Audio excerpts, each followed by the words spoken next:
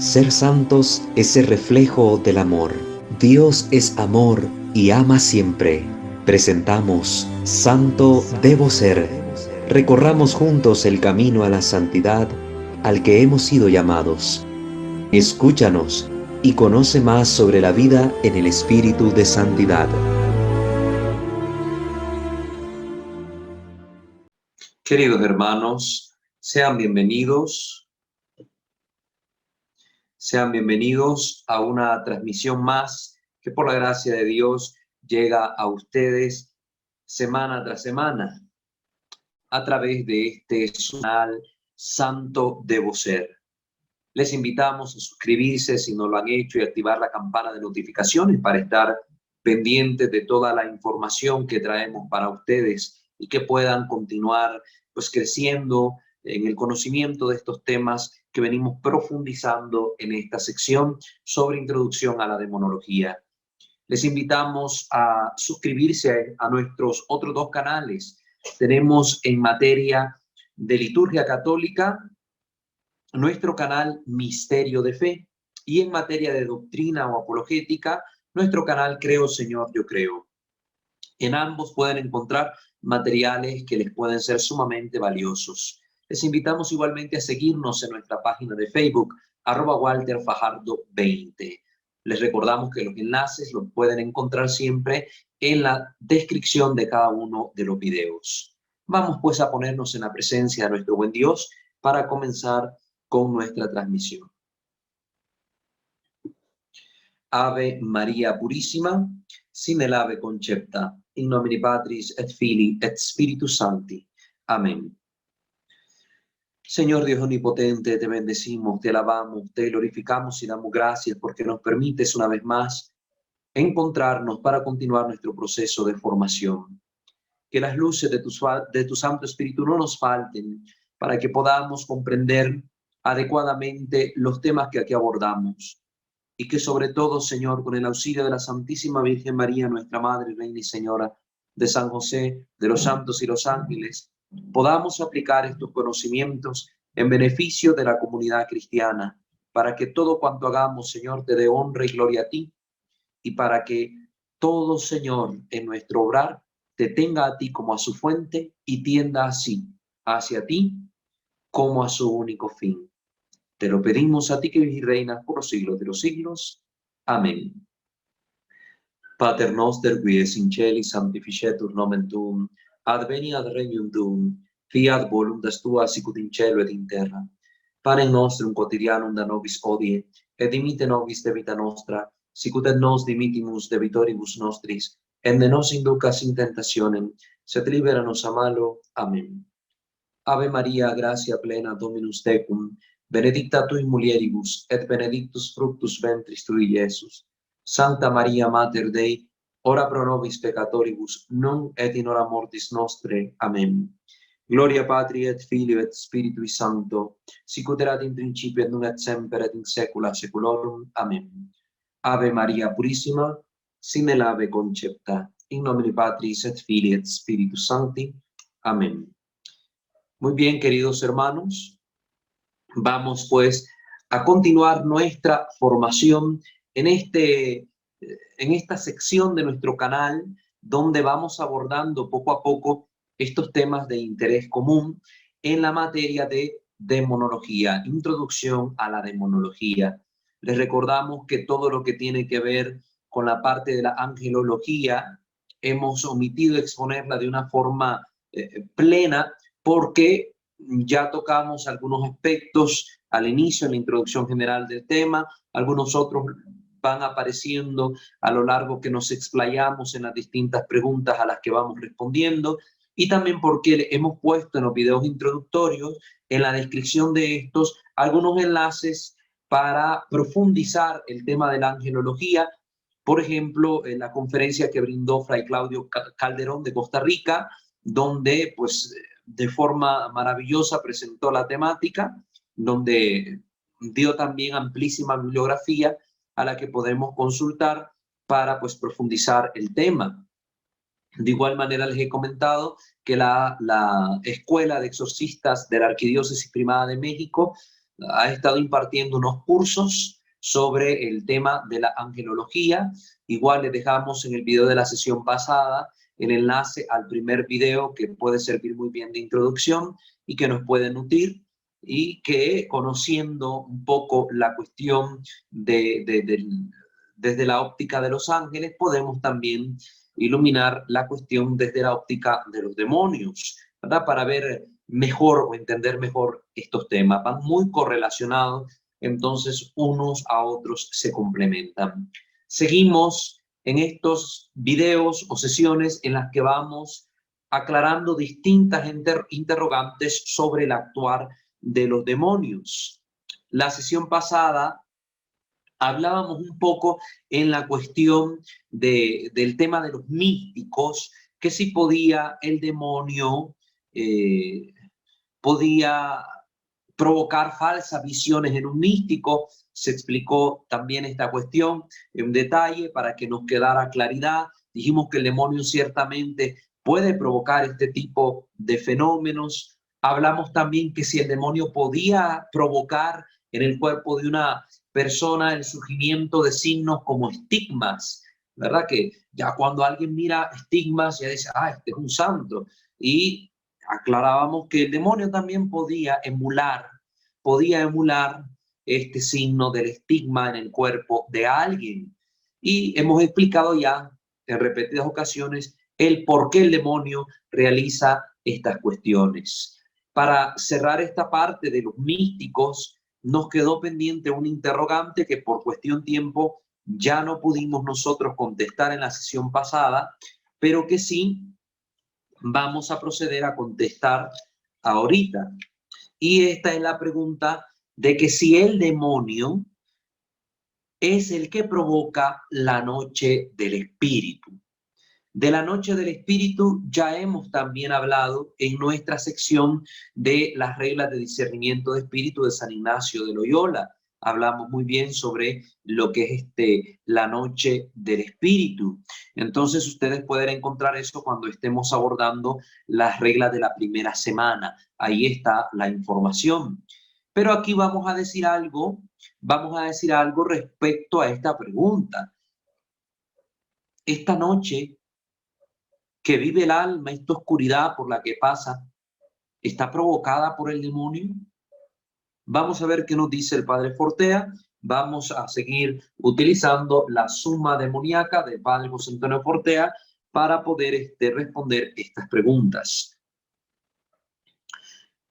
Toda persona que busque a Dios con todo su corazón y dedique grandes esfuerzos a la oración y al ascetismo, esta práctica de combate interior donde uno va luchando contra sus propias pasiones, debilidades, imperfecciones e inclinaciones por medio de prácticas como el ayuno, la abstinencia y algunas penitencias, antes o después va a penetrar en una fase conocida por todos los santos como la noche del espíritu.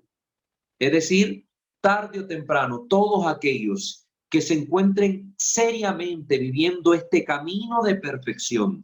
Recuerden que la vida cristiana es también un camino de perfección, un proceso que nos va llevando hacia la santidad. Todos los que seriamente estemos viviendo este camino, vamos tarde o temprano a experimentar la noche del espíritu. Todos la vamos a experimentar si estamos seriamente sumergidos en este proceso de santificación.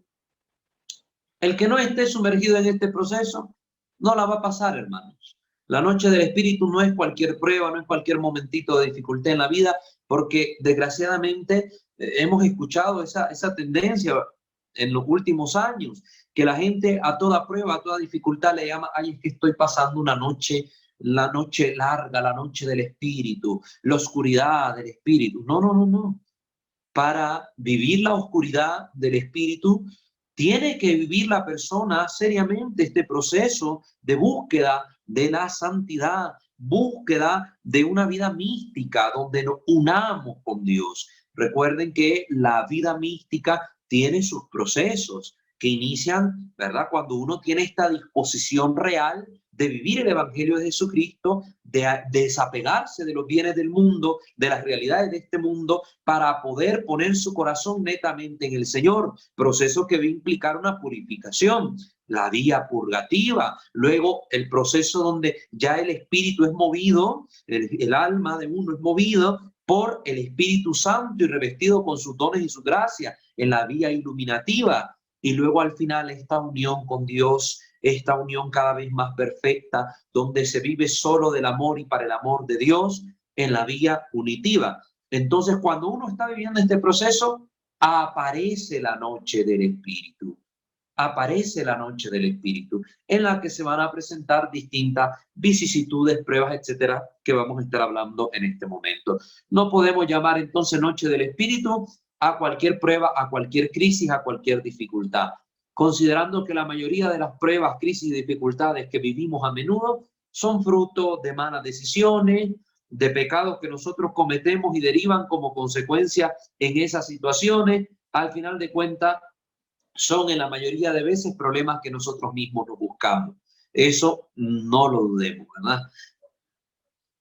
Es una fase, esta noche del Espíritu, es una fase de la evolución espiritual.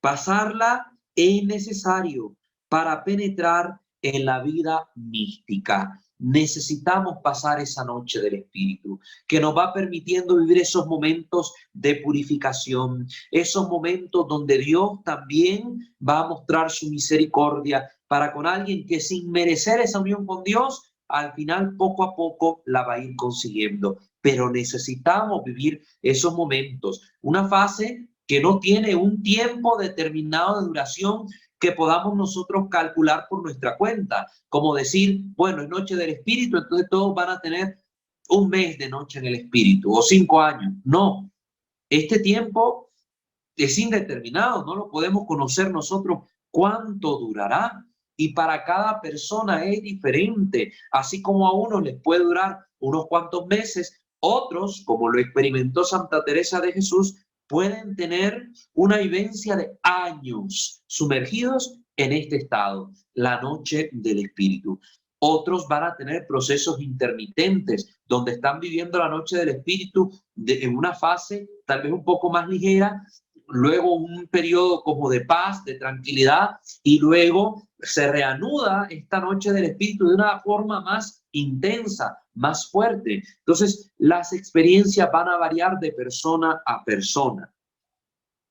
Es imposible alcanzar ciertos niveles de amor a Dios sin sufrir esta purificación. Yo puedo amar mucho a Dios y yo me puedo decir a mí mismo que yo amo a Dios, pero si yo miro mi vida, me daré cuenta que no lo amo tanto como yo creo, porque cuando yo peco, especialmente cuando caigo en algún pecado mortal, me doy cuenta de que realmente he amado más aquella situación de pecado, aquella propuesta que se me hacía contraria a la voluntad de Dios, la he amado más que al propio Dios, aún diciendo yo que lo amo. Entonces significa que mi amor aún es imperfecto y necesita perfeccionarse, irse purificando, puliendo, como diríamos, de forma tal que en mí brille un amor auténtico hacia Dios. Esta purificación se hace a través del sufrimiento aceptado con amor de Dios y perseverancia. ¿Están oyendo? Entonces no se trata de cualquier tipo de sufrimiento. No es que me pasó un problema, tuve aquella aflicción, tuve aquella necesidad, ya la viví, y al final cuando la está viviendo con amargura, quejándome, no sé, vociferando, etcétera. Eso no es pasar la noche oscura. En esa noche, esa purificación se va a dar a través de ese sufrimiento aceptado, que yo lo acepte, como lo hizo Cristo en el Getsemaní. Padre, que no se haga mi voluntad, sino la tuya. Y acepta ese camino de cruz que tenía que vivir, esa subida al monte Calvario. Entonces, debe haber una aceptación voluntaria de ese sufrimiento con amor de Dios. Se está aceptando el sufrir no porque seamos masoquistas, no porque disfrutemos estar viviendo esas situaciones de dolor, sino porque comprendemos que detrás de esas situaciones de dolor hay un proceso de purificación, de liberación. Detrás de esos sufrimientos hay un aprendizaje, hay un crecimiento que viviendo y aceptando y ofreciendo estos dolores, estos sufrimientos que me causará esta etapa, yo podré crecer en la gracia, en el amor a Dios, podré ayudar a muchas personas ofreciendo mis sufrimientos por ellos, etcétera. Entonces, aquí prima el amor, la primacía la tiene la caridad, el amor. Es sufrir por amor, con amor y en el amor, y desde el amor. Eso es algo que nos tiene que quedar claro. Recuerden la frase del Padre Pío de Pietrelcina: de todos es el sufrir, de pocos el saber sufrir. Porque también esto hay que tenerlo presente. Debemos aprender a cómo sufrir también, sufrir con Jesús en la cruz. Léanse, si no lo han hecho, la Salvificis Doloris de San Juan Pablo II. Léansela, un documento preciosísimo, hermoso, que muy pocos católicos han leído, ni siquiera una hoja. Y perseverancia, es un sufrimiento aceptado, pero en el que tenemos que perseverar también, porque yo puedo estar sufriendo, pero de repente quiero tirar la toalla, como dice el dicho, o tirar la cruz que voy cargando. No hay perseverancia. Ahí el fruto va a quedar estéril realmente, porque lo que pude obtener al final, pues yo como que me salí de la carrera, en la competencia donde iba, entonces pues no me van a dar ningún premio porque abandoné la competencia. Entonces debo perseverar. Es un sufrimiento, es una etapa que se debe vivir de la mano de Dios, aunque no se le sienta, aunque no se le percibe en ese momento, pero que se debe vivir con Él para poder sobrellevarlo y sacar el fruto que se espera. De lo contrario,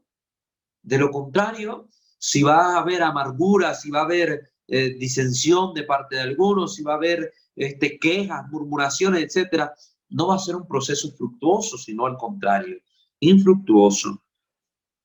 Esta noche consiste en una serie de tentaciones obsesivas de origen demoníaco. Entonces se están fijando acá. El Padre Forteano nos está diciendo que es el diablo el que provoca la noche del espíritu. Es parte natural del proceso de purificación y de crecimiento espiritual en la búsqueda de la unión con Dios. Entonces Dios lo va a permitir, pero lo que yo voy a vivir, las tentaciones que yo voy a sufrir de manera muy especialísimas, van a venir provocadas por el demonio, por los demonios en general. Esta noche consiste en una serie de tentaciones obsesivas de origen demoníaco. En esta fase es como si el demonio se empeñara a toda costa en detener el avance espiritual de esa persona, haciéndola sucumbir en graves pecados. Es lo que busca el demonio, hacer caer a una persona en grandes pecados. Si yo estoy viviendo esta noche del espíritu y de repente caí en un grave pecado, no significa que ya perdí la batalla. Estoy llamado a levantarme y seguir luchando, porque precisamente el demonio va a buscar a toda costa tratar de derribarme y hacer que yo quede caído. Y yo no debo quedarme caído, derrotado. Debo levantarme. Entonces, entre tanto yo esté luchando, la batalla no está perdida. No está perdida. Entonces, sí puedo caer en pecado grave. Sí puedo caer si cedo ante la tentación, pero por eso es un combate muy especialísimo entre el demonio y esa alma, porque el demonio busca hacerme caer y el alma busca resistir y oponerse a aquellas tentaciones, a aquello que le presenta el demonio. Es una cosa estremecedora, difícil, dura, pero necesaria de atravesar. El demonio sabe que o trata de hacerle pecar, o entonces esa alma se elevará más allá de su alcance. ¿Están oyendo? ¿Cuál va a ser el fruto de esta noche del Espíritu, además de una más perfecta unión con Dios en el amor? Pues va a ser esta capacidad de poder resistir mejor a las tentaciones que me presente el maligno. Él no va a dejar de tentar. Hasta el día que uno se está muriendo, hasta ese día sigue tentándolo a uno, provocando algún tipo de pecado. Pero,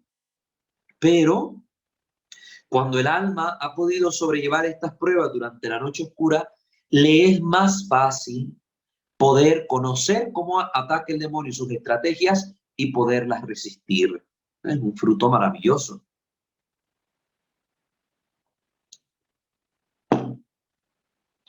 La literatura de los santos es riquísima en textos que hablan sobre este tema de la noche oscura. Ni mencionar San Juan de la Cruz en su vida al Monte Carmelo, precioso. Pongo a continuación, dice el padre Fortea, la descripción que nos da de esa fase una humildísima costurera extremeña del siglo XIX, cuyo nombre fue Javiera del Valle. O sea, vamos a ver qué dice esta mística, ¿verdad? Esta persona que le tocó pasar esta noche oscura, esta noche en el espíritu. Dice lo siguiente: cuando el alma se resuelve a no querer nada, sino es el seguir a su amado Redentor, y poniendo en él fija su mirada con el único fin de hacer por él, si pudiera, lo que ve que ha hecho y sufrido por ella su adorable Redentor, entonces Satanás prepara una gran batalla y a ella trae todo su ejército infernal. Miren cómo va la descripción. ¿Cuándo empieza a suceder esto? Cuando el alma se resuelve a hacer la voluntad de Dios de la forma más perfectamente posible en su vida. Cuando el alma se resuelve a desapegarse de los bienes de este mundo, de ciertas relaciones, de ciertas situaciones, cuando la persona empieza a detestar el pecado, incluso no el pecado en sí mismo, sino también la ocasión de pecado. La persona empieza a alejarse de esas ocasiones de pecado.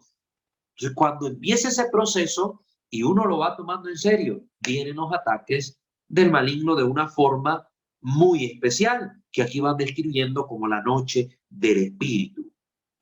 El demonio se propone arrancar de nosotros las tres virtudes teologales. Estas virtudes, que son un don de Dios, infundidas por el Espíritu Santo en el alma en el momento de nuestro bautismo. Fe, esperanza y caridad.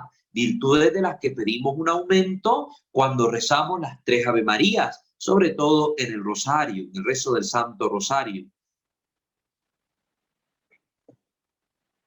Pero donde va directamente a poner el blanco es en la fe, porque conseguida esta, fácil cosa le es conseguir las otras dos, porque la fe es como el fundamento donde se levanta todo el edificio espiritual, que es lo que él quiere y desea y pretende destruir.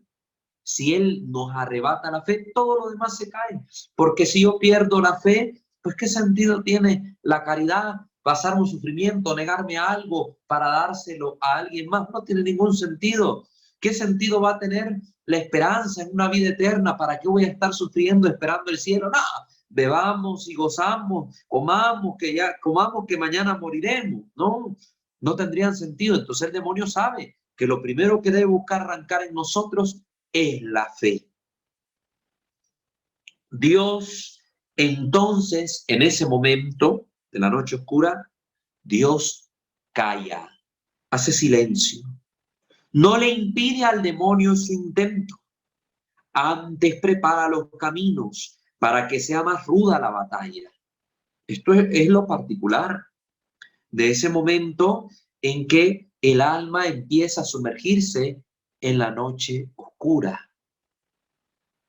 Viene el estado de desolación, ¿verdad? Una de las reglas que nos va a proponer San Ignacio sobre la desolación espiritual. Como que hubiera sequedad en el alma, se ora y siente que Dios a uno no lo escucha, que no le responde, pero ya he entrado en el proceso, ¿verdad? Porque no es como mucha gente que llevando una vida desordenada y cada vez más pagana, viene y dice, es que Dios no me escucha, o que yo no escucho, no siento a Dios. Pues ya la gente ha reducido la fe a un sentimentalismo. Aquí no se trata de un sentimentalismo, sino que una persona acostumbrada a esa relación con Dios, a esa intimidad con Dios y que va avanzando en la vida espiritual, de repente viene este estado donde se le presenta una situación anómala. Si yo estaba bien, me sentía que Dios me escuchaba, hablaba con Él, le contaba mis situaciones, le sentía actuar en mi alma y de repente nada, un vacío, un vacío. Entonces una experiencia diferente. Pero ¿por qué pasa esto? ¿Por qué Dios no le impide al demonio que actúe de esa manera en el alma? ¿Ves? Porque Dios tiene también en ellos sus fines. Dios permite esto con un fin. Porque el prepararle los caminos es para dejarle al demonio en la batalla confundido, burlado y derrotarlo con la más completa derrota. Y salgamos nosotros vencedores de esta batalla y quedemos invencibles en lo porvenir.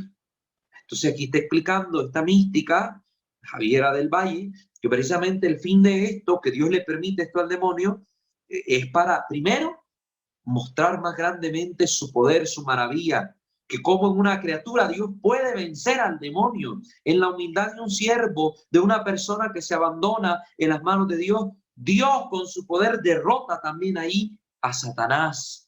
Y también para fortalecer a la persona que en este combate arduo, a través de esta experiencia, como una especie de entrenamiento en el cual yo me voy robusteciendo, voy creciendo en técnica, en experiencia y en muchas otras cosas más, pues Dios me va a permitir a mí poder presentarme más fuerte contra las tentaciones del demonio y que en lo porvenir no me venza de forma tan fácil como lo había hecho tal vez en mis primeros años de vida o en mi caminar lejos de Dios. Cuando Satanás ya se acerca a la pelea, lo primero que echamos de menos es la luz clara y hermosa que nos había dado Dios para con ella conocer la verdad. Entonces empieza la oscuridad, por eso noche oscura, ¿verdad? Porque se va perdiendo esta luz, esta iluminación que Dios da y de repente todo se empieza a ver confuso, todo empieza a perder sentido. ¿Qué es esto de que Jesús esté en la Eucaristía? ¿Cómo va a estar Dios en un pedazo de pan? ¿Qué es esta locura? ¿Cómo voy a creer yo esto? Pero eso se presenta en alguien que tenía una fe fervorosísima en el Santísimo Sacramento y que viviendo este proceso de santificación ha caído en la noche oscura. No es lo mismo que un protestante, un ateo, un agnóstico, un escéptico venga a decir estas mismas palabras, ¿no? Esas personas nunca han creído, no tienen esta fe, pues, lo toman de otro modo. Pero una persona que ha amado intensísimamente al Santísimo Sacramento del altar, de repente le van a surgir esos ataques, esta duda, ya no va a poder entender bien las cosas, le cuesta creer muchas cosas, ha perdido esa luz que le permite conocer mejor la verdad. La escuela del Espíritu Santo se cierra, la memoria y la razón por la fuerza del dolor y sentimiento que el alma tiene, parece que se ha perdido, parece que se ha perdido. Pobre alma, quiere buscar a su Dios y no sabe nada, no lo encuentra. Le quiere llamar y no puede articular palabras, no sabe cómo. En el momento en que esta persona entra en la noche oscura, hasta va perdiendo como esa capacidad de orar por la sequedad interior, ya siente que decir alguna palabra no tiene sentido, siente que leer la Biblia o recitar un salmo se le vuelve pesado, ¿no?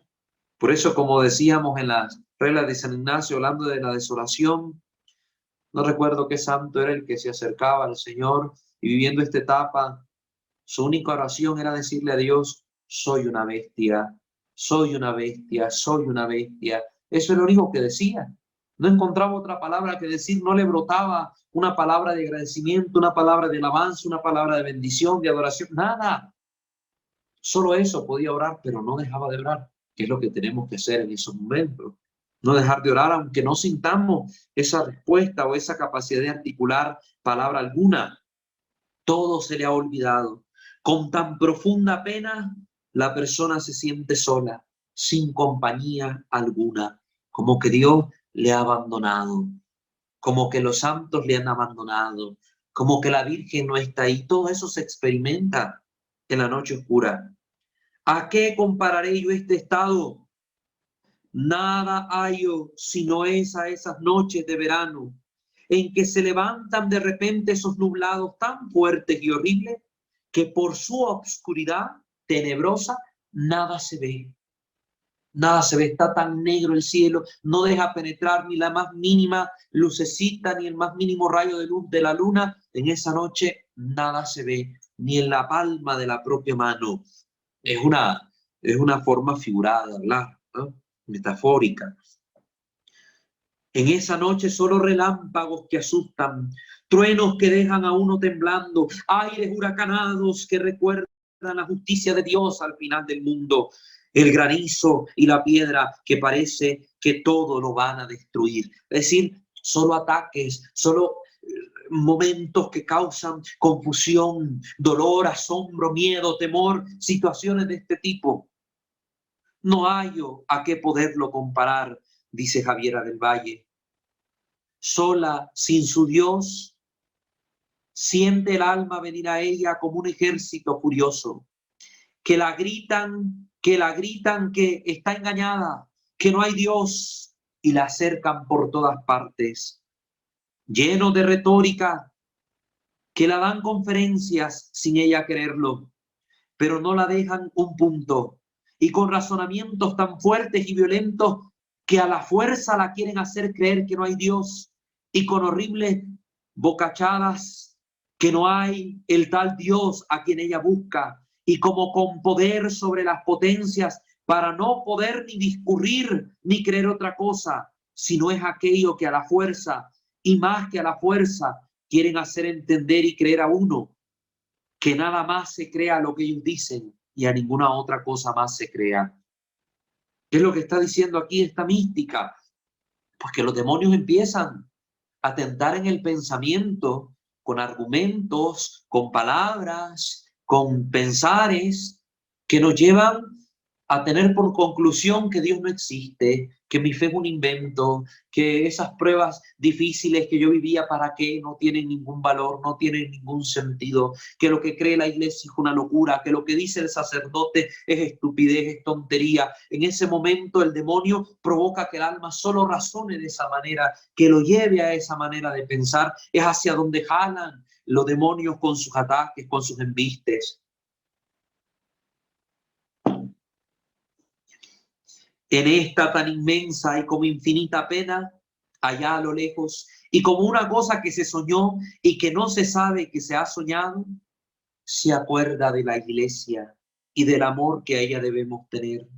Y este recuerdo, como cuando a uno le ha faltado el conocimiento y al volverle quiere hablar y habla como entrecortadas palabras, así el alma sin voz y tartamudeando, como que atinó a decir: me uno a las creencias, a todas las creencias de mi madre en la iglesia, y no quiero creer ninguna cosa más. Y sin poder decir más, ni hablar, ni entender, así pasé meses y meses, hasta pasados 2 años. Imagínense, esta mujer lo único que hizo con esta pequeña luz de gracia que al final no abandona, porque Dios siempre deja la gracia suficiente y necesaria para poder sobrellevar estas pruebas, la persona solo alcanza a abrazar la fe de la iglesia. Yo ahorita no creo, no entiendo por qué creo, no entiendo si Dios existe, no existe, no tiene sentido, pero no voy a darle fe a mis razonamientos, voy a poner mi fe con humildad en lo que la iglesia cree. Voy a abrazar lo que crea la iglesia, aunque en este momento yo no lo esté creyendo, pero si la iglesia lo cree, yo lo voy a creer. Es lo que se dijo esta mujer. Y abrazando esa fe de la iglesia, pudo sobrellevar la prueba. 2 meses vivió este momento de noche oscura. 2 años, perdón. 2 años vivió esta noche oscura esta mujer. Dice, tenía 18 años cuando esto pasó por mí. Imagínense, y algunos de nosotros ya tenemos 30, 40, 50 años y tal vez nunca hemos experimentado eso. Hay que preguntarnos, ¿qué tan serio está siendo nuestro proceso de santificación? ¿Qué tan en serio nos estamos tomando la vida cristiana? Muy bien.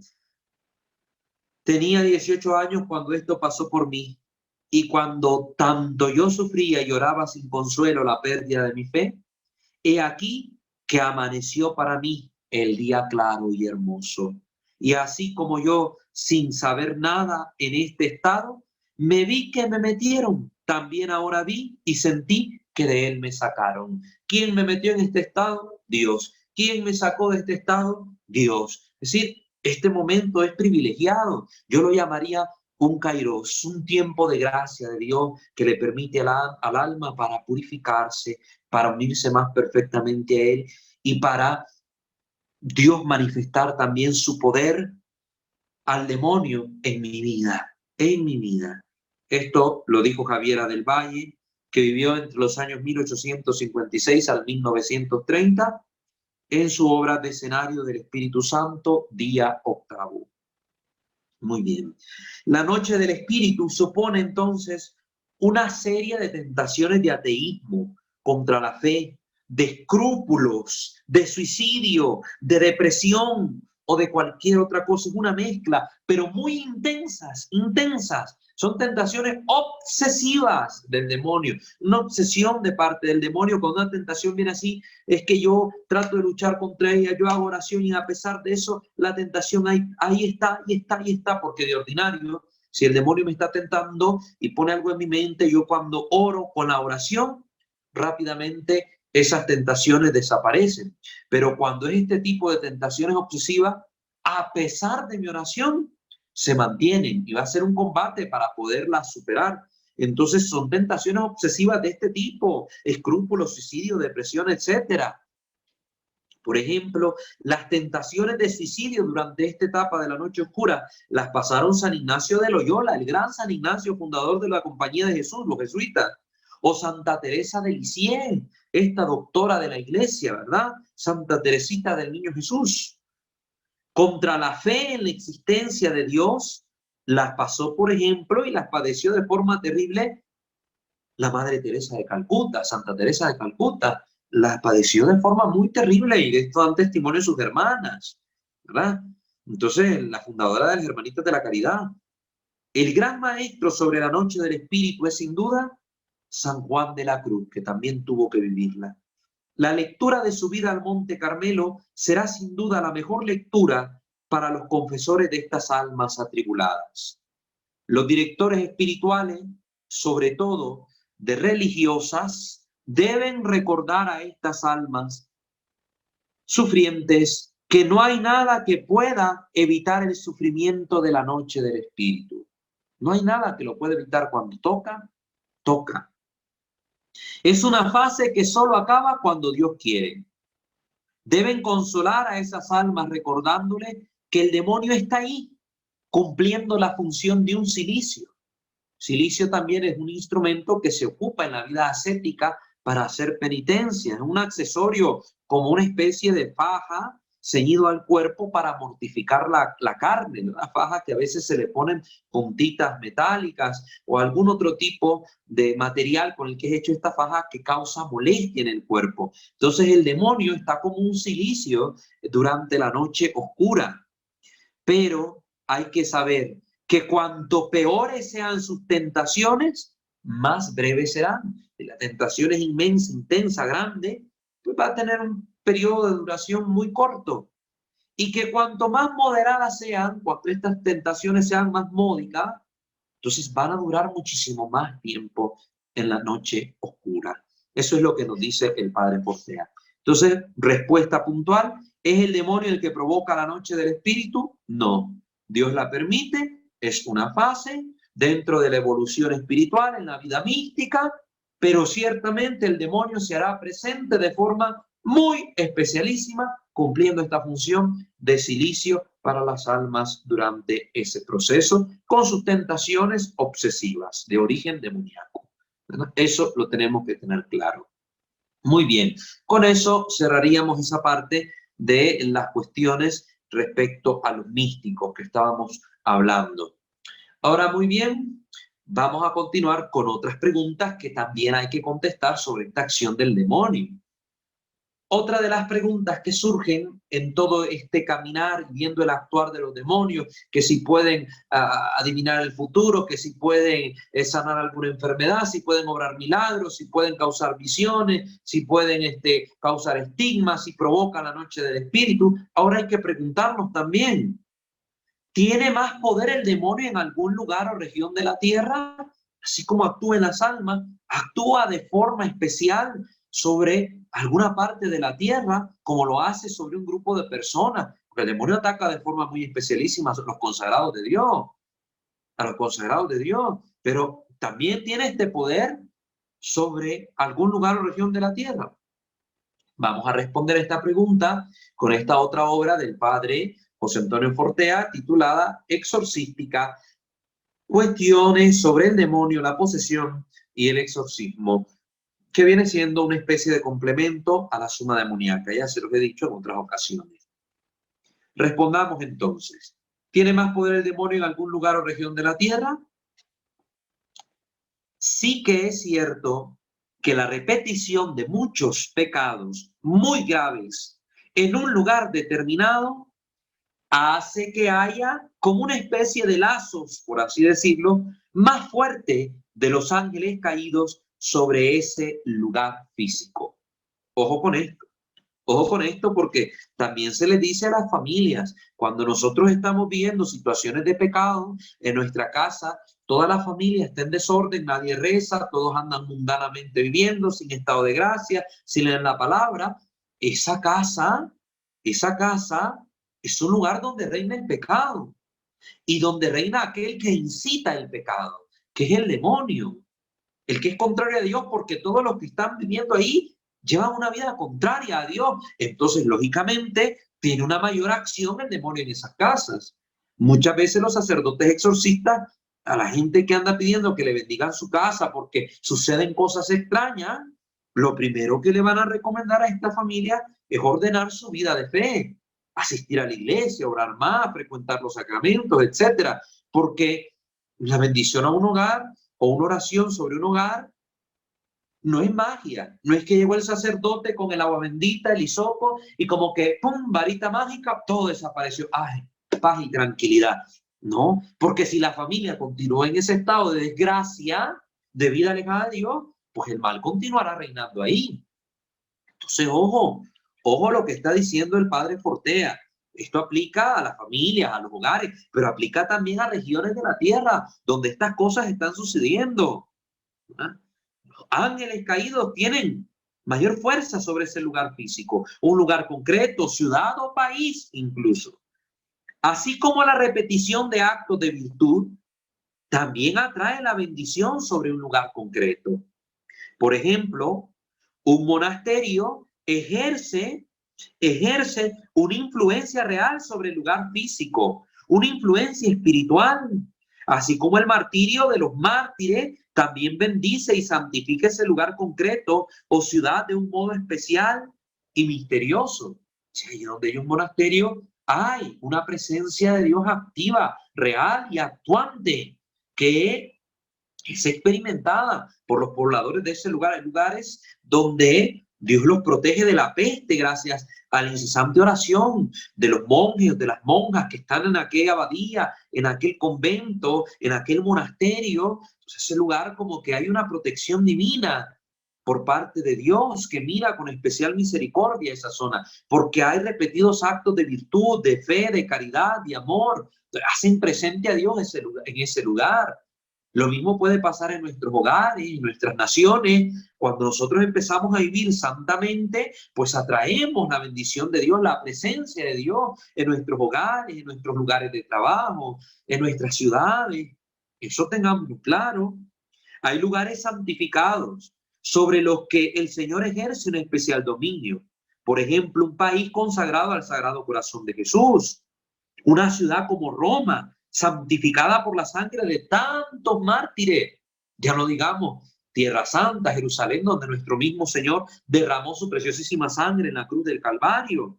o Zaragoza en España, sobre la que la Virgen ejerce una especial protección. Recuerden, ahí se apareció Nuestra Señora del Pilar el 2 de enero del año 40 después de Cristo, ante los ojos del apóstol Santiago, y prometió que ahí, a partir de ese momento, mientras la columna, mientras ese pilar esté en pie, ahí no faltarán cristianos en esa tierra, en la tierra de Zaragoza. Basílica de Nuestra Señora que incluso intentó ser destruida con bombas en tiempos de la guerra, y las bombas no estallaron, 3 bombas que no estallaron, que fueron arrojadas directamente sobre la basílica. Entonces, hay una protección especial de nuestra Madre a ese lugar donde ella se ha manifestado. Entonces, hay lugares así especiales. También esto, una vez entendido, es válido, pero a la inversa para el mal, habiendo lugares sobre los que el demonio tiene un especial poder por los terribles pecados que ahí se cometieron. Si una persona, al confesarse, tiene que ir purificándose y rompiendo los lazos que le ligaban al mal, así también hay lugares que requieren ser purificados. ¿Cómo van a ser purificados? Por la vida santa de sus moradores, una vez que se conviertan. Hay lugares en el mundo donde el crimen reina, la violencia reina y suceden atrocidades muy particulares que uno dice, pero ¿cómo esto es posible que ocurra? Bueno, porque sus habitantes viven lejos de Dios, viven en pecados graves, viven haciendo actos inmorales, viven cayendo en esoterismo, brujería, chamanería y no sé cuántas cosas más. Han alejado a Dios con sus actos, con su vida.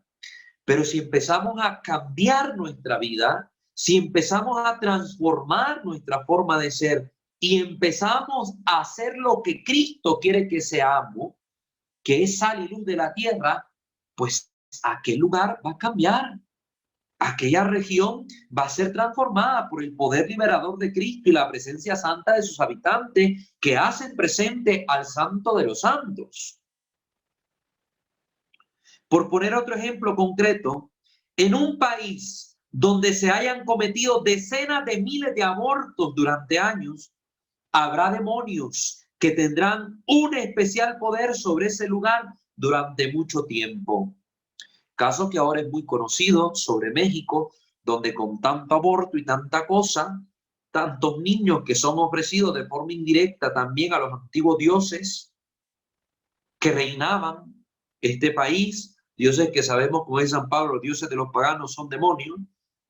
Entonces está resurgiendo un poder de los demonios de forma activa y creciente en estas tierras, en México.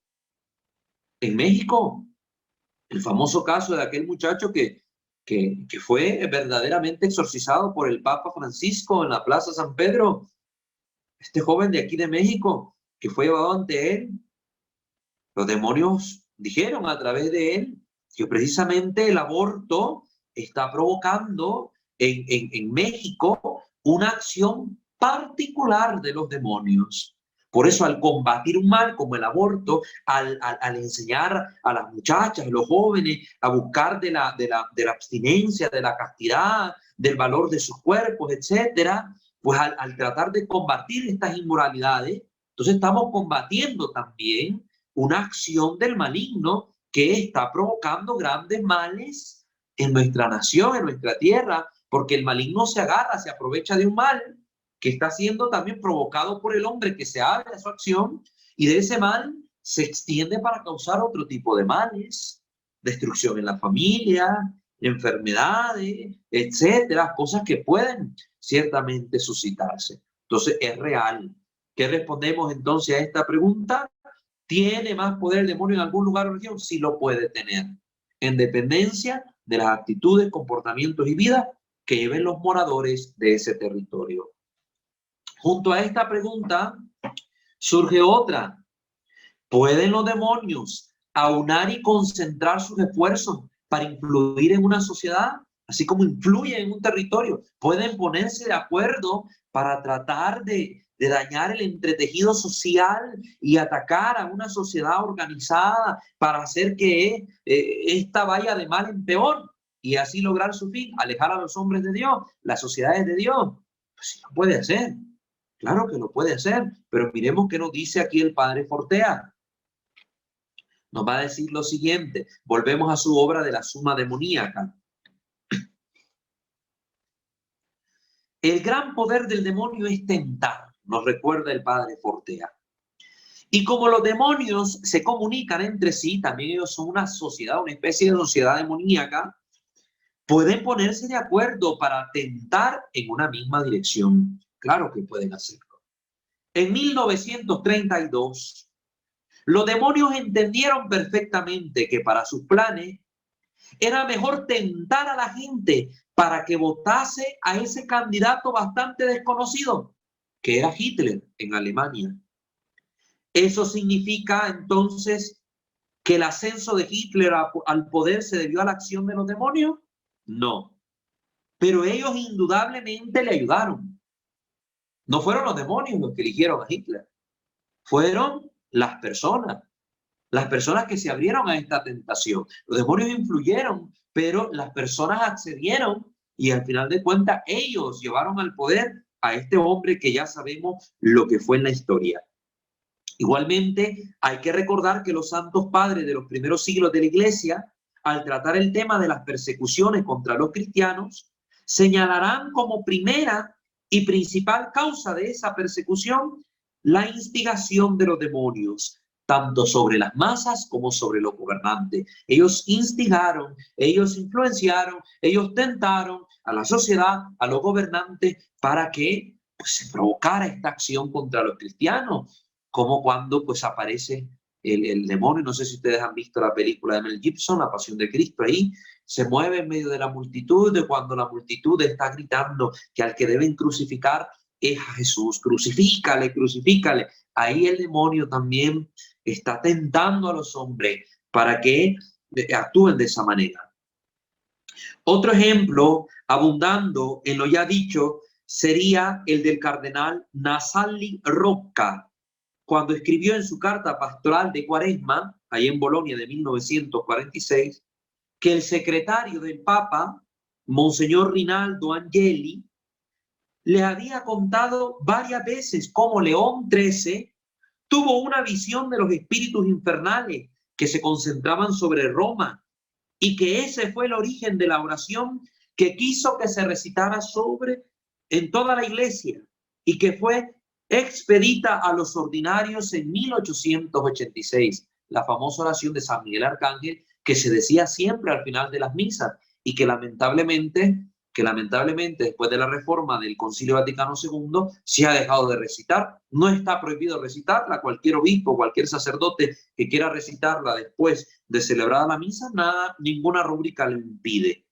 Sí, efectivamente, también los demonios tienen sus estrategias y se ponen de acuerdo para llevarlas a cabo. Pueden concentrarse en un lugar determinado. Ambicionan todas las almas, pero saben muy bien que algunas personas tienen el poder de arrastrar a otras personas, bien por su cultura, por su poder o por su dinero. Por ejemplo, grandes artistas que son ídolos para muchos jóvenes. Al demonio le conviene más hacer caer a un artista en un tipo de pensamiento y actitud contraria a Dios que hacer caer a algún pelele de ahí, de la esquina del barrio que nadie conoce. Porque el artista con su pensamiento, con sus ideologías, con sus acciones, va a ser un modelo para muchos y va a arrastrar a muchos hacia el error. ¿Cuánta gente ha aceptado hoy la ideología de género? Gracias a la promoción que le han hecho en muchos ámbitos los artistas, actores de cine, de televisión, cantantes, estrellas de música, de fútbol, etcétera. ¿Cuánta gente está apoyando ciertas cosas antinaturales a causa precisamente de la promoción que hace de estas cosas antinaturales gente de poder y con dinero? Pues al demonio le conviene más tentar de esta manera y provocar en un político, en un adinerado, en un artista, un tipo de pensamiento caída que arrastre a otros. Y por lo tanto, las fuerzas del mal son conscientes de que esas élites son especialmente deseables para ellos. En política, los demonios nunca son neutrales, nos dice aquí el padre Fortea, nunca son neutrales. Analizan la situación y están seguros de cuáles son las personas que más favorecen sus estrategias. Por eso van a tentar más a que elijamos candidatos que apoyen ideologías contrarias a la fe cristiana, que apoyen pensamientos, conductas, cambios sociales, que al final lleven a muchos a pecar, que apoyen posturas pro aborto, pro ideología de género, pro eutanasia, etcétera, etcétera, etcétera. Afortunadamente, el lado del bien tiene también a los ángeles y a las muchas personas que con su oración desbaratan los planes de las tinieblas. Por eso es tan importante la oración y el sacrificio. Los monasterios, las personas orantes, son las fuerzas invisibles que no solo contrarrestan el poder del infierno en este mundo, sino que envían sobreabundantemente todo tipo de bendiciones sobre nosotros. Aunque explicar esta lucha invisible de poderes espirituales no nos debe hacer olvidar que los autores de nuestra historia somos nosotros. La responsabilidad final subyace en nosotros, los seres humanos que elegimos, que decidimos, somos nosotros, hermanos. Recuerden, no podemos responsabilizar al demonio de todo lo malo que ocurre. No, nosotros también somos responsables, porque el demonio nada puede hacer si yo no me abro a su proyecto, a su propuesta. Todas estas fuerzas invisibles del mal solo son una influencia, nos recuerda el padre Fortea. Ellos influyen, no deciden. Yo decido, tú decides. Y al final cada hombre hace lo que quiere y es responsable de lo que hace. Ni todos los demonios del mundo pueden obligar a alguien, aunque sea un pecador, a tomar una decisión si él decide tomar otra decisión. El poder de la oración es tan poderoso como los mayores ejércitos o las mayores fortunas. Una sola persona humilde y desconocida, con su oración, puede evitar guerras, puede evitar que ideologías políticas malignas lleguen al poder, etcétera, etcétera. Como la oración de los pastorcillos de Fátima, de estos 3 humildes niños. Solo los demonios saben hasta qué punto es temible la oración para ellos. Por eso lo que provocan en los hombres, lo primero que buscan es tentarnos a dejar de orar. Eso es lo que quieren provocar, que dejemos de orar, que dejemos de orar. Finalmente, para cerrar este ciclo de preguntas sobre el actuar en la sociedad, vamos a responder la siguiente pregunta. ¿Por qué Satanás no se manifiesta a los hombres desplegando todo su poder? ¿Por qué no lo hace? A ver, si es tan poderoso, si puede influir así, ¿por qué no se manifiesta ya de una vez? De una vez. Así como el Mesías se manifestó con milagros y muchos creyeron en él, así también el diablo podría manifestar plenamente su poder para engañar y seducir a las multitudes. ¿Qué duda cabe que si Satán se manifestara abiertamente bajo la apariencia de un ángel de luz y maravilloso, muchos le seguirían? Podría hacer portentos, sanar algunas enfermedades, predecir cosas futuras. Mucha gente lo seguiría. Si ya lo hacen sin que el demonio se manifieste como ángel de luz, ¿cuándo nomás gente de todas partes lo seguiría a mares, presentándose él como buena cosa? Porque mucha gente lo sigue bajo la apariencia de la Santa Muerte, bajo la apariencia de los santeros, bajo la apariencia de los ídolos, bajo la apariencia del esoterismo, de los talismanes, de todas estas cosas. Ya están siguiendo al demonio. Ay, es que yo sí creo en la Santa Muerte, en la Niña Blanca, porque me curó. Y es el demonio disfrazado, hermano, que te está engañando con estos signos importantes. Te está engañando. Y va y te seduce y el demonio te arrastra. Ahora imagínense que solapadamente, como está el demonio actuando, jala a mucha gente, ahora que el demonio se manifestara con todo su poder, arrastraría muchísimos. Y la razón por la que Satán no despliega sus facultades a plena luz, nos la va a dar San Pablo. Segunda carta a los Tesalonicenses, capítulo 2, versículos del 6 al 8. Dice así: y sabéis lo que ahora lo retiene, para que se revele a su debido tiempo, pues el misterio de la iniquidad está actuando ya.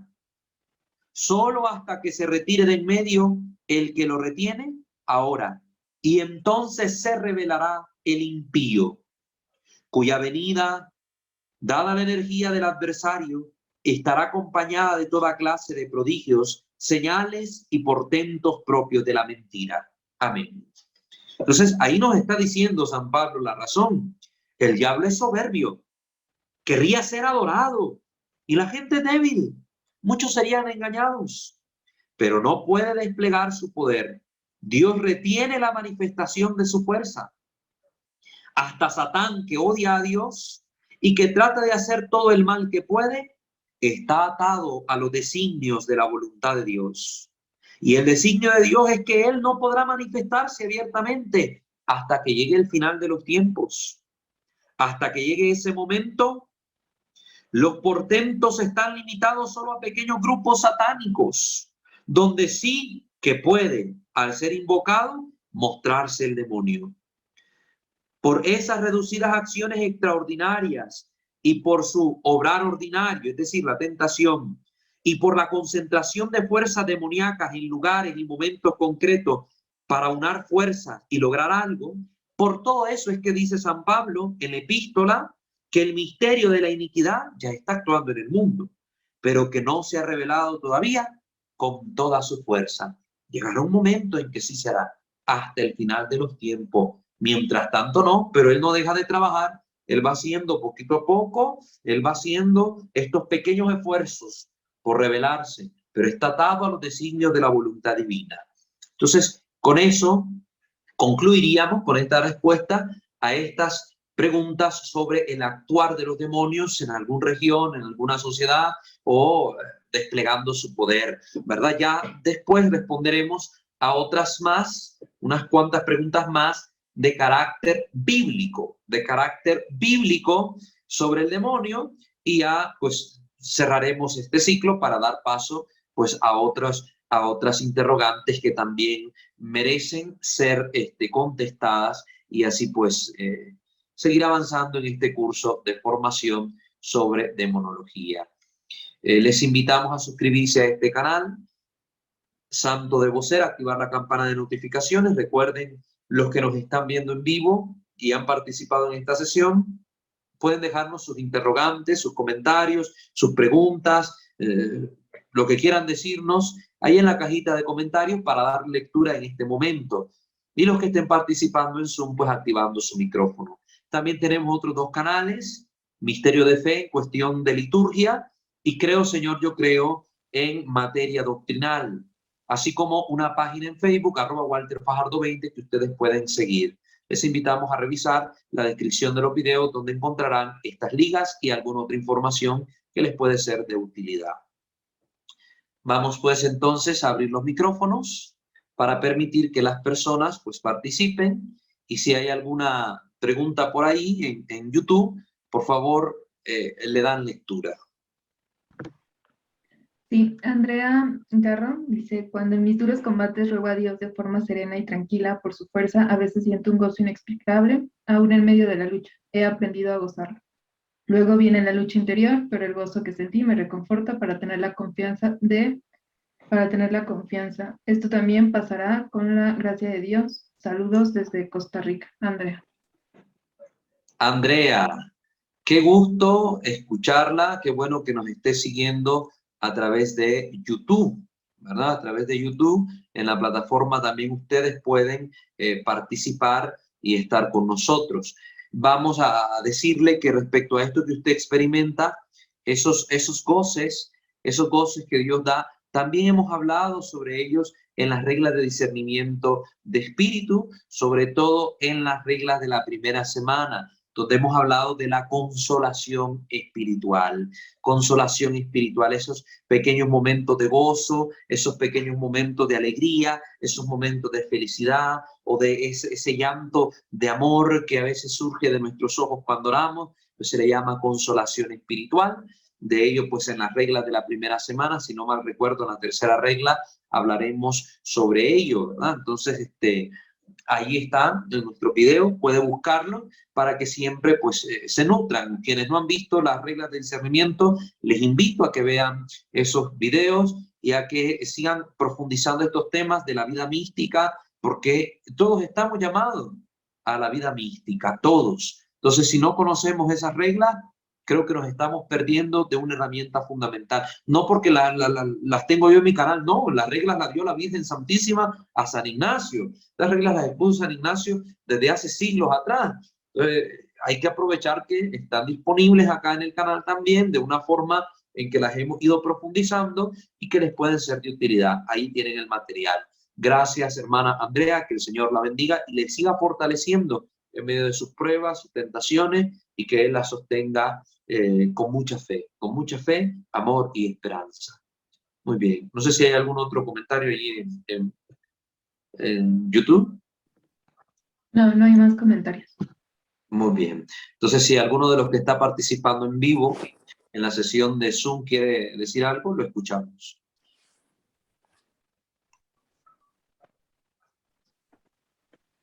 Bendecida noche, Padre. Yo, Rosabelia de México.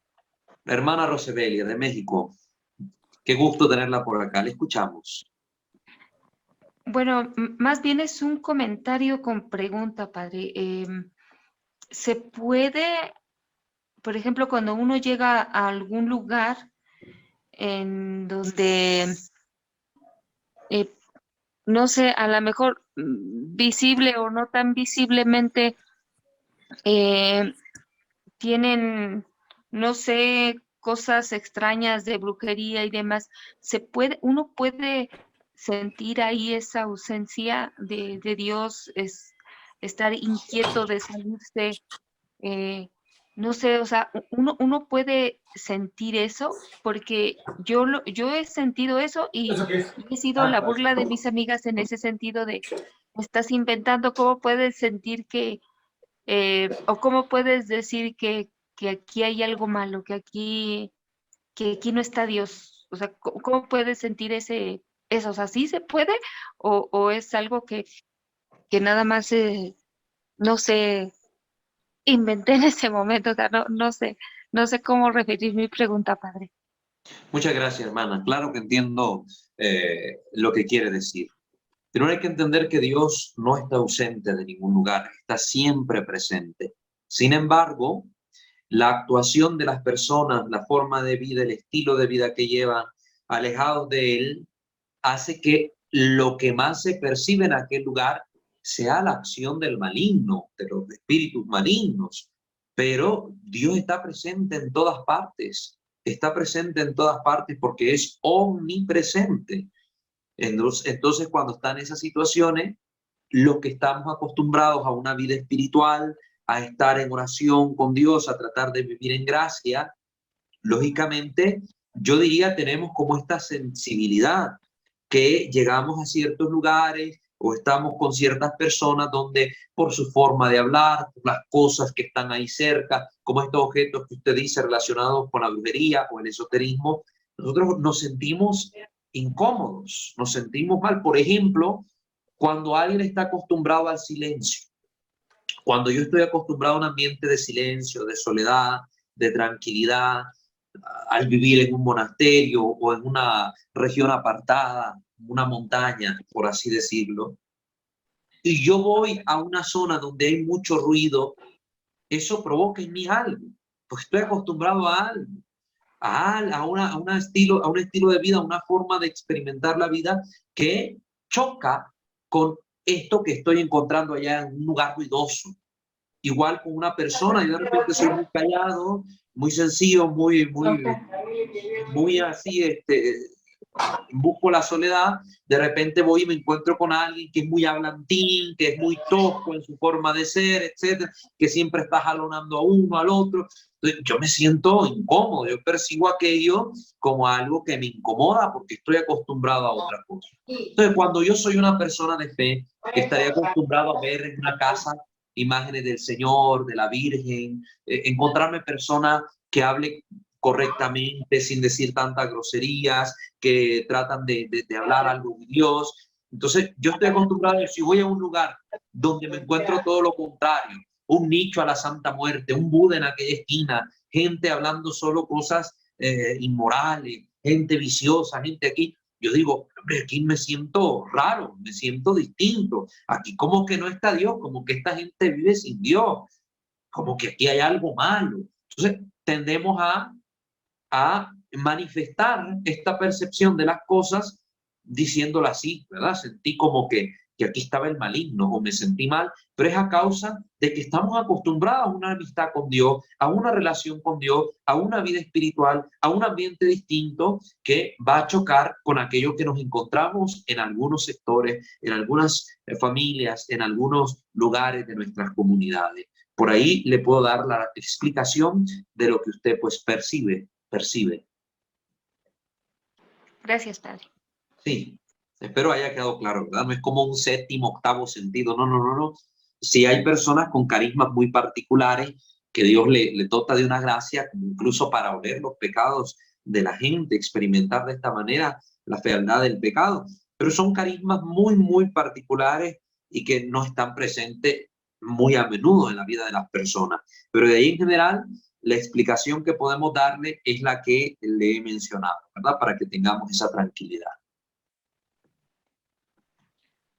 Hay otra pregunta de Fermín del Estado de México. ¿Las almas que son condenadas al infierno, ya desde ese momento son demonios o solo les corresponde a los ángeles caídos ser demonios y son los que llevan a cabo todo lo que acabas de comentar? ¿Cómo es que siendo demonios pueden tener algún sentido de organización o sentido en común para atentar y perder a las almas como si fueran organizados entre ellos o organizados o enviados por alguien? Muy bien. Hermano Fermín, qué gusto que esté con nosotros también. Le invitamos a ver nuestro video sobre la jerarquía demoníaca. Ahí explicamos también un poco de cómo los demonios están organizados en sociedad. Es una forma de expresar el tipo de relación que ellos tienen, porque al hablar de jerarquía hay niveles, hay por tanto un orden, y al hablar de orden es que podemos nosotros expresarnos en términos de organización dentro de la comunidad demoníaca, si podemos expresarlo así, ¿verdad? Entonces en esos videos se explica con mayor claridad esto que usted nos está preguntando. Ahora, también hay que decir que ya hemos respondido a su primera pregunta. Los demonios son demonios, son naturalezas angélicas, ¿verdad? Su naturaleza espiritual que se ha corrompido a causa del pecado y que se han convertido en demonios. Un proceso de demonización. Lo que los hombres no pueden hacer es convertirse en ángeles. Nosotros no perdemos nuestra naturaleza al morir. Ni un niño, ni un bebé, ni mi abuelita, ni mi tía, ni mi mamá se van a volver ángeles cuando estén en el cielo. Siguen siendo personas que por su estado, ¿verdad?, espiritual, se cumplirá aquello que dijo Jesús en el Evangelio. Serán como ángeles, como, es decir, parecido a, en tanto y cuanto a ese aspecto espiritual, pero no es que se van a transformar en ángeles, porque el ángel es una naturaleza distinta a la naturaleza humana. El ángel que se corrompe tiende a demonizarse, pues el ser humano, al corromperse por el pecado y condenarse, también va en cierta medida a presentarse demonizado, pero no va a perder su naturaleza humana. Es un humano, pero demonizado en este sentido. ¿A qué nos referimos con demonizado? Pues que en su ser espiritual va a manifestar las mismas características que los ángeles corrompidos en cuanto al odio a Dios, en cuanto a esa deformación de su voluntad, en cuanto a rechazar la voluntad de Dios, pero lo propio de su naturaleza humana no lo pierde uno, aunque se condene en el infierno. Así como los ángeles no perdieron lo propio de su naturaleza angélica cuando se condenaron. Siguen siendo seres como espíritu puro, como tal, ellos son espíritu puro y que tienen su inteligencia y su voluntad propia dadas por Dios cuando los creó. Entonces, eso no lo pierde. Pero todas estas potencias las han puesto al servicio del mal, las han dejado corromper por sus propios pecados, por sus propias inclinaciones. Entonces, eso es lo que pasó. Hay una deformación de esa inteligencia, de esa voluntad. Y por eso le llamamos demonios. Igual los espíritus que se condenan, los espíritus humanos, nosotros, las personas. Si nos llegamos a condenar, seremos personas condenadas, pero seres humanos siempre, sin perder nuestra naturaleza humana. ¿Qué tendremos? Ese parecido, ese símil con los espíritus condenados, los espíritus angélicos condenados, ¿verdad? Que odiaríamos a Dios, blasfemaríamos contra Él, todo en nosotros estaría inclinado al mal, etcétera, etcétera, etcétera, etcétera. Entonces, eso también lo hemos explicado en los primeros capítulos de esta sección dedicada a exponer una introducción general a la demonología. Entonces, espero que ahí pueda usted profundizar estas temáticas, verlo para comprenderlo lo mejor posible. Muy bien, no sé si alguien más aquí en Zoom quiere comentar algo al respecto.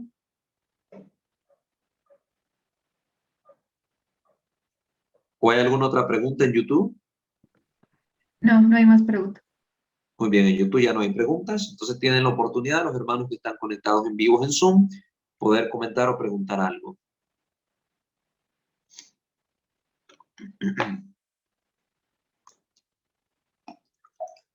No tengan pena, no se preocupen, que aquí no hay preguntas equivocadas. Si algo se dice mal, pues se corrige, y si algo no se dijo mal, pues también se habla un poco de ello.